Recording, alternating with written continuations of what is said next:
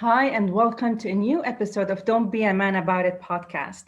As usual, I'm hosting today a remarkable guest, Phil Bedford, who works with business leaders and coaches on building their businesses and take it to the next level, and at the same time, finding time for your families. How cool is that? Phil, hi. Hi, how you doing? Hi, Ray, and hi, everybody. So thank you for being here. And I usually leave some space for my guests to introduce themselves because no one can do that better than the expert himself. So I'm actually out of the UK, but I've lived in the Middle East now for 22 years in Dubai. I'm married to the beautiful Michelle, who's from Australia, but originally South Africa. I love sports, fitness. I'm a triathlete. Just signed up for my next Ironman, even though I'm currently injured. So I've got 1 month. I play underwater hockey. I love good food. I cook, and I have a massive passion for helping people, particularly in small businesses, to smash through and make their business a success. And I'm sure you'll find out why that is when your questions kick off, Ray. Thank you. Actually, that was one of the things that really made me want to meet you and to get to know you better. And ever since we meet every week on your networking events, is your passion to genuinely leave an impact and help business owners, coaches, entrepreneurs in really making a difference. And the nice thing about your way of dealing and working with people is that you help them do that without actually paying and investing so much like everyone else, by helping them or teaching them the simple things. And I don't want to say effortlessly, but it comes with a huge impact with minimum investment. So you are very empathetic when it comes to small business owners, and I like that. Thank you. So yes. No, I was just going to say, it's interesting. I think, as we get into the question, I think, again, coming from my background, I think one of the challenges for small business owners is they're having such a tough time. They've got this dream that they want to hit, but suddenly they get smashed from the side, smashed from this side, don't know this, don't know that. And, everyone's trying to sell at them left, right, and center. And, I'm only successful because of the people that help me. So I think that pay it forward, giving back is a great place to start. I love that. So Phil, before we dig into the topic of today, I ask that for everyone. How is your heart doing today? My heart is full. Thank you very much.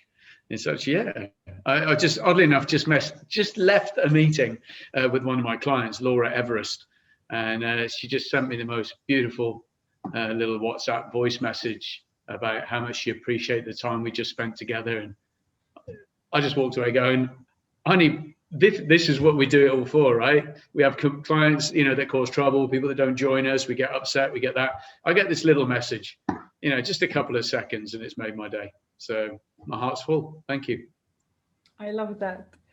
So Phil, bullying. Let's start with the bullying.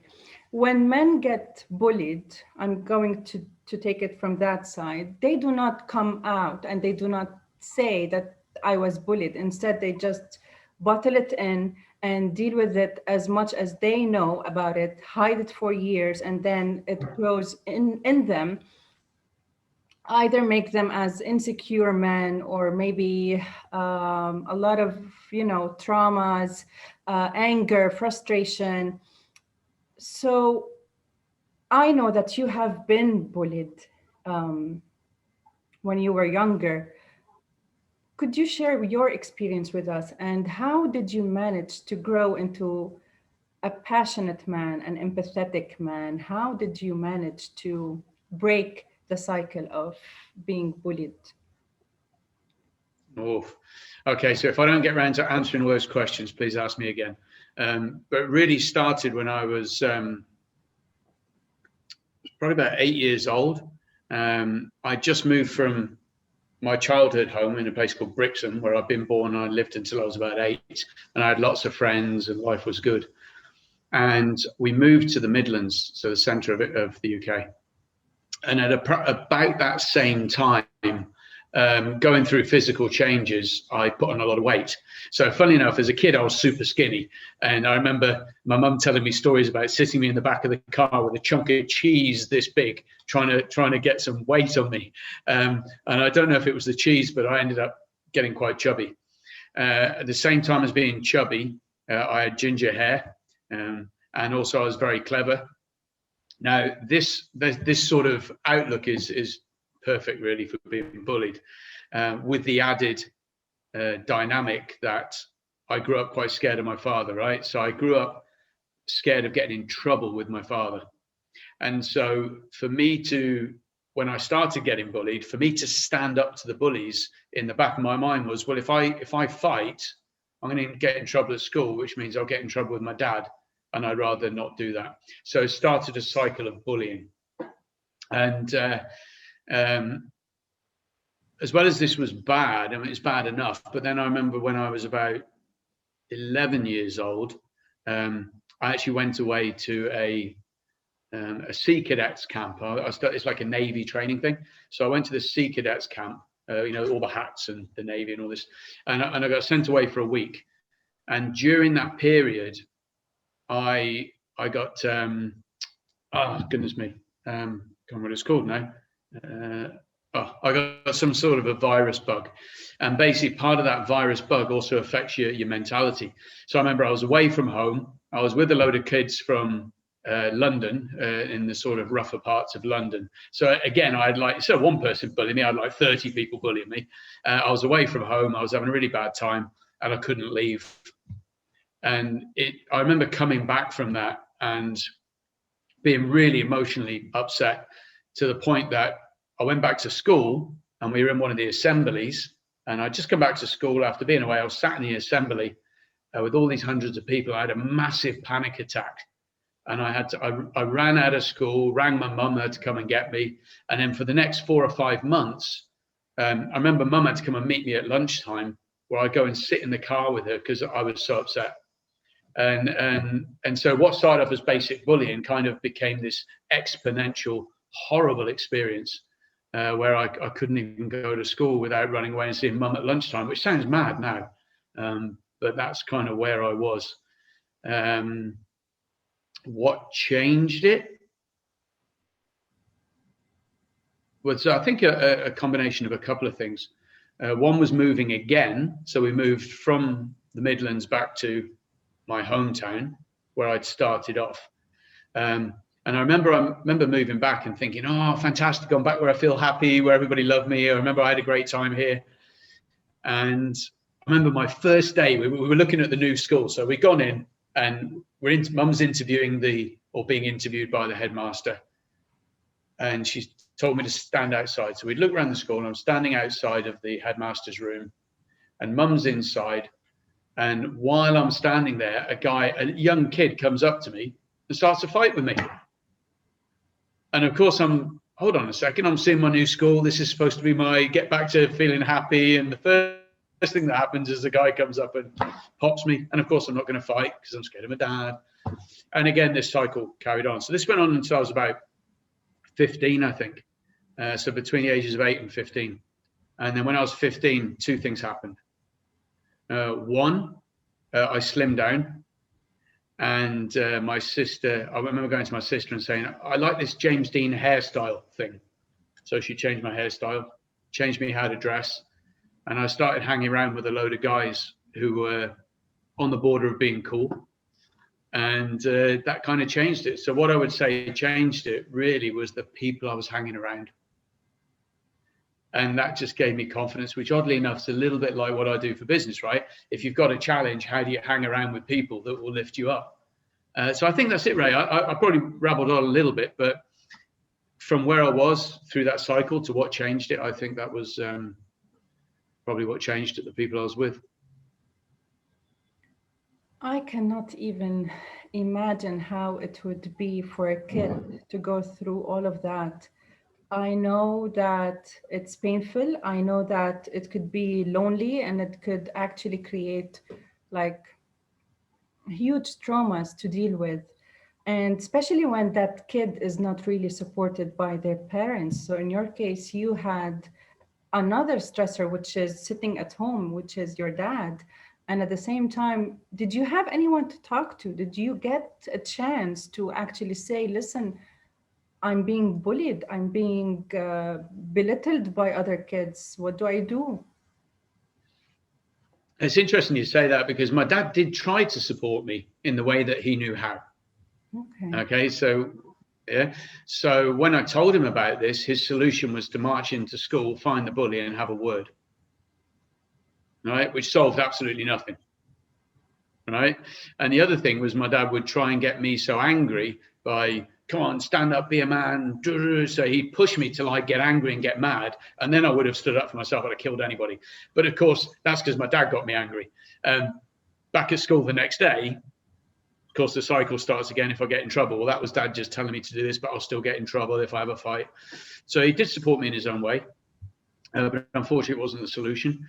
I remember, this will make you laugh, right? My sister's a year younger than me. And I remember standing in the street and somebody else started to try and pick a fight with me. And my sister was completely different to me. She was slim, tall, popular. So she had a completely different upbringing. And I remember coming home and telling her about this, and then watching my sister march down the street to find the bully and beat him up. My younger sister. So that was my sister's solution. And then and then of course I remember going to the teachers because my mum basically said to me, look, I remember a time, and again this is the embarrassing bit, but I remember being they always told you go to your teachers, right? If you're being bullied, go to your teachers. And I remember being sat in the gym where we played five-a-side, and they used to have this wooden floor, and then on the side of the gym we had these wooden railings that the idea of the kids climbed up it. Yeah. So I remember we used to play five-a-side, so we had to climb up the railings while one team played five-a-side, then we'd swap and the other kids would climb up. Don't know if they do that these days with health and safety, but I remember we were up there and I really wanted the bathroom, but the problem was to go to the bathroom I would have had to have stood out. I would have had to put up my hand and say, excuse me, I need the bathroom. And that would have made me visible to all the bullies again, right? Oh, he's going to wet himself and all this. So instead, I didn't go and I wet myself. And again, it's a self-fulfilling prophecy, right? So I remember going to the teacher, and because the bullies saw this, and then afterwards, like, we're going to get you after school. We're going to get you after school. So I did what I was told. I went to the teacher and said, look, this is what's happening. And I felt really embarrassed. You know, I felt like a prisoner who's grassing on the other people, you know. And I told the teacher, and of course the teacher listened and just said, right, okay, sit here, wait till they've all gone, and then you can go home. That was the solution. Wait till they've gone, and then you can go home. So that was as far as my help went with regards to bullying. And I seem to remember once somebody went to one of the kids and pulled them up and said, you know, you got to back off and stop doing this. But of course, I don't believe there was any follow-up with that. So that lasted about 5 minutes. And then, of course, I'm back in the toilets with the same guy having the same problem because I told on him. So that's kind of where I was. Wow. That's I'll funny. have a sip of tea. Yes. For me, bullying it takes a huge place in my heart because I am one of those people who cannot stand seeing someone else in pain, especially when they are not in a place to defend themselves. And I find it very cruel for someone to willingly hurt someone else. But when you dig deeper and you do some research, you see that a lot of bullies, especially kids, when they bully for different reasons. They either see a bully at home and they're trying to imitate them, thinking that this is a power, comes from being in charge and being in control. Or sometimes it comes as a trauma response. Sometimes it comes as a way to, I am here and I want you to see me and I don't know how to do it except bully you. So when that person went to the bully and told him, hey, this is not right what you're doing, your keyword was the follow-up. I 100% agree that there has to be a way and a very structured approach to deal with bullies. call them out, and see what their problem is and take it from there and help them to work on it. But the teacher's response was surprising. Do you think it was a lack of awareness, or do you think it was she didn't want to be involved in this? What's the... Well, it was actually a he. Yeah, it was actually a he. And we're going back, I'm 52. So we're going back, 40 plus years now, right? This is 40 odd years ago. And the guy I went to was a sports teacher. And I was convinced, and I guess I'm making an assumption here, but I was convinced when he did this, he's thinking, get up, you big wuss. Yeah. Yeah. Get out there and pop in one, or even though they're not allowed to say that, I think in the heart of a lot of people, that's what they're thinking. Get out there and stand up for yourself and it'll all just finish. You hear those stories at prison, don't you? When someone starts getting attacked in prison and the first thing they do is fight and make a name for themselves so people leave them alone. And I think school's the same. But of course, you've got on one side, you've got your parents and everyone saying, don't fight, it's completely wrong. And then on the other side, you've got people picking on you. So I think the trouble is, if a kid ever does turn around and stand up for themselves, the institution has got to back them up. It's no good turning around and saying, oh, you turned the other cheek, well done. I don't think that's enough. It's not, if a kid gets put in that position, in many ways, and this is just something that occurs to me now, if you don't give them the permission to stand up for themselves, you're damaging the next 30 years. Because it'll take them 10 or 20, 30 years before they go and get help. And if they're allowed to stand up for themselves and take the repercussions for standing up for themselves, which, I don't know, should there be? I don't know, because it is not right that anyone should have the next 20 or 30 years damaged because someone else has got dynamics going on in their own life. It's wrong. And I think particularly now, when this is exponentially impacted because of social media and people can hide behind it, not just be nasty to your face, they can hide behind it and everyone can see them doing it. And it's become so acceptable now to take your own life as a kid. It's become acceptable with all these, little things that are going on. My niece in her school, same school I went to school with, one of her best friends took her own life because of cyberbullying.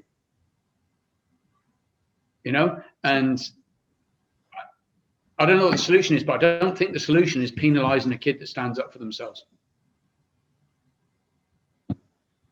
Wow. I totally agree. I totally agree. And I was just going to say that when we are not dealing with bullies, our kids, let's put it that way, or bullies in school, we are also helping raising bullies in companies. We are basically working with them, such as micromanagers, such as angry CEOs, bitter manager, or these kind of characters that we meet in our daily life in the office. These were, I feel that they were bullied. They have been bullies in school, and no one told them this is not right. No one told them that this is not acceptable. So they feel that, okay, I am in the position to bully my team or to bully my employees. I'm not sure how this is something you deal with in your daily life, but I'm guessing it's very common. Yeah, I think we all deal with it. Yeah, I think I'm a bit blessed now because working for myself, I don't tend to have that dynamic. Yes. But no, I mean, we all get, it shows up in road rage. Yeah. And I think it shows up in, as you rightly said, in so many dynamics. And some bullying is that people don't even know they're doing it sometimes. It could be a position of power, could be whatever. And I think you're right. It shows up in so many different ways. And a lot of it is locked away inside us and we don't even know we're doing it because it's become acceptable, or we don't know what our triggers are, something happened to us when we were a kid and we just react in a certain way. We don't even know why. In the same way, when you smell something now and it takes you back to your mum's perfume when you were a kid, it takes you right back there. Same thing, something that happens to us and we trigger and we don't know why, but it's something back then and we all carry that stuff. You reminded me of a story that happened exactly the same thing when I was walking in Beirut in one of the streets and I see a mother hitting her child. So I was raised by a very angry and depressed and abusive mother, and I was always getting hit. So that scene on its own made me feel so bad for the kid. I was in my 20s. I jumped in without thinking, hitting the mother. I went crazy and I didn't know why I was doing that. When I calmed down and took a breath, I was like, oh my God, I was hitting my mom. In my head, Yeah. stop beating your child. This is not acceptable. Mm. Um, Now, if you look back, do you think empathy would have been useful with bullies if we empathized with them? I don't know. I think, I mean, and again, this is not my area of expertise, but I think there's two elements. One is working with the kid who's being bullied to find out for what reason they're not standing up for themselves and what that should look like. And I'm not saying walking out and hitting them back is necessarily the solution, but no kid should have to be sit there and be hit and take it because they're scared of standing up for themselves. That is not acceptable. And on the other side, working with a bully who's obviously got a problem, there's probably a lot going on in their lives and they're probably all on their own as well. So I think it's definitely two approaches. But I think what's interesting, Ray, is what you've done here with this podcast and what I've done in my life. And we all have this, we all have baggage. We can continue to be a victim, right? And we can carry that in our lives and return that on other people because it makes us feel better by making them the victim. Or we can turn around and say, right, how can I take this experience and make other people's lives better as a result of that? How can I make my life better? What is that internal anger energy that I can pivot and turn this around to change the world? And I think that's a decision we make for ourselves. And some people make that and some people don't. 100%, yes. If you were given a chance to say something to Phil, the 8-year-old Phil, what would you tell him? You're not alone. You're good enough. And right now, and I know it's not the right thing to say, hit them. Hit them back. Stand up for yourself. Because, really it's your assumption that those people would get in trouble. Although, as much as I'd say that to myself, because I'd never want any kid to go through what I went through, it made me. That pain, that all that stuff I went through, it's turned me into who I am today. But I could have gone the other way, right? So it's kind of turned me so one of the things that I do in my life now is if I see somebody struggling, if I see a business struggling, if I recently joined a networking group. I had a choice of joining one that was doing really, really well or one that was struggling. Well, who do I join? I joined the struggling one. Yeah. Because deep inside me now is this thing of, well, if you're struggling or someone's being nasty to you or it's not good enough, in a way you're being bullied. You need to have somebody stand up for you. You need someone who's got your back. And no one was there for me, or if they were, they weren't showing up in the right way, so I didn't know. And so that's what I do now. And I love to, if someone's having a hard time, if they're a business that's starting off from scratch and they're being bullied by not having enough money, they're being bullied by, I don't know what to do. They're getting bullied by, you're on your own, no one's standing up and helping you. That's in my mind, it's a form of someone's not there for you. And so I've turned that into something I feel makes a difference. And to answer your question, when I got this message today from Laura, it means I've been there for you. It means I'm recognized. It means I'm relevant. And it means that kid has turned into something else. So my goal is to get that message from every single person I work with.